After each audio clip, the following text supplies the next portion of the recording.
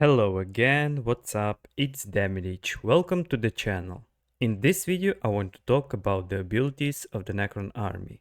As you can see, all of them are displayed as the small icons at the bottom, and I will go through each of them discussing their advantages and disadvantages. Also, I will try to evaluate them relative to the similar abilities or in general. Watch this video till the end and don't switch, it's going to be interesting and informative. So, let's get started. The first ability we will look at is Necron Summoning. This ability is available to 3 types of units and, according to Wikipedia, requires Summoning Core. For newly created units it will immediately be half restored. This means that if a squad of Necron warriors or immortals spawns from a monolith, they will be able to teleport to any building, except a turret, within 1 minute and then wait the usual 2 minutes. As for previously mentioned units, that's all, but when it comes to the flayed ones, things get much more interesting. First of all, the general cooldown for this ability on them is 75 seconds. Naturally, for newly created flayed ones, this will be 38 seconds at the start. But the key point is that this ability does not require summoning core at all. If you already have laid ones, you never have to worry about whether they can teleport back to the base. Pretty cool, right? Considering everything mentioned above and the fact that this ability has no direct analogs, I consider it absolutely essential for unit transportation and relevant throughout the entire game. For that reason, I rank it at the highest position among all available ranks. Reassemble is available to 4 types of units. These units have 25% chance to revive after death, with 30% of their hit points restored. For this ability to activate, surviving squad members need to be within a radius of 20, or 50 for immortals. However, races do not need to meet this requirement at all, since they are single units they will either resurrect or they won't. From this, we can conclude that immortals and races benefit the most from this ability, making them more survivable. Summing up, Reassemble is a unique, absolutely useful and flawless ability. It goes straight to S tier. Raze's Phase Shift is an active ability that requires a tier 2 or higher monolith. It only affects the Razes itself and no other units, making it completely invulnerable but also preventing it from attacking.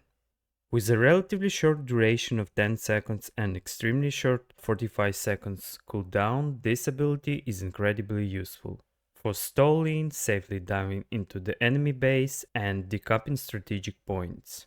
A small drawback is that you can still be knocked down while the ability is active. However, this is nothing compared to the advantages it provides. I simply cannot play this ability below S tier. You must have a hotkey assigned to it and use it constantly. Fear is available only for flayed ones. Within a radius of 10 from the squad, it deals 1.5 morale damage per unit per second. This means a fully reinforced squad can inflict to 12 morale damage per second. This ability remains relevant throughout the entire game, as it can easily scare even elite enemy squads. Its only drawbacks are the small radius and slightly lower effectiveness in the late game. Despite that, I have to rank it quite highly. Since many Necron's ability are already top tier, I need to make some distinctions. So, I'll place this ability just below S tier, though objectively it could have been in S tier. Tomb Spider's Harvest allows you to resurrect Necron warriors, flayed ones, and immortals directly on a battlefield, using collected Necron corpses. The only requirement is having Necron corpses with the different units needing different amounts. But the effect is absolutely incredible. Essentially, the Tomb Spider becomes another production building. This ability lets you adapt your army composition on the fly to suit any situation. You can also gather these corpses before launching an attack. Keeping 10 in reserve, which allows you to immediately produce a squad of Necron warriors and immortals on demand. There is nothing like this anywhere else, and you don't pay anything for it. No further comments needed. You already know where this one belongs. Spawn Attack Scarabs is another ability of the Tomb Spider. I won't be covering Attack Scarab units in this video. I'll make a separate one in the same format to go over all Necron units. That said, Attack Scarabs aren't particularly useful, as they require a lot of energy to replenish. At the first glance, 125 energy seems like the final cost. But if you read the description carefully, you'll see that the Tomb Spider loses 30% of its hit points when using this ability. Repairing that hit points costs another 53 energy, bringing the total to 178 energy. For that price, you could get something far more useful, to put it mildly. So, I'm placing this ability in D tier. Possess enemy vehicle allows you to capture enemy vehicles and use them for your own purposes.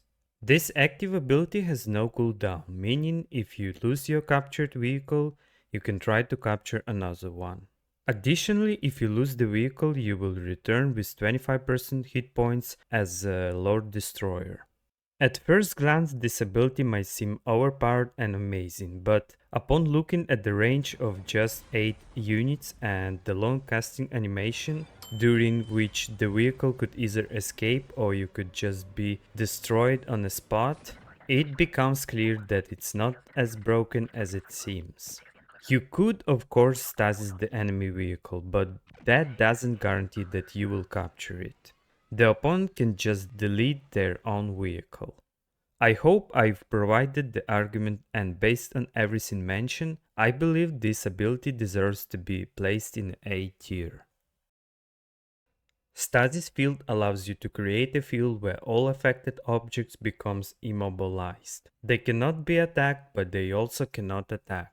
Occasionally some glitches may occur where certain objects can be physically knocked down off the field, making them mobile again. However, heavy objects cannot be displaced. Despite its small radius of just 5 units, if you manage to trap 2 enemy squads, they will both be locked in for a full 30 seconds, which is fantastic. The cooldown is only 1 minute, which is incredibly fast. Even if you lose your captured vehicle, this ability will likely be off cooldown again by the time you need it. With 2 Lord Destroyers you can essentially shoot down any enemy squad indefinitely. Add to this the 30 unit range, which allows you for super safe usage, and you get one of the best abilities in the game. Monolith's teleport is probably one of the longest cooldown teleports in the game, a whopping 2 whole minutes just to make a single jump. Amazing, right? At the start, the monolith has 1.66 teleports stored, meaning you can jump again after 40 seconds. Not only is this the slowest teleport ability, but it also comes with several annoying restrictions.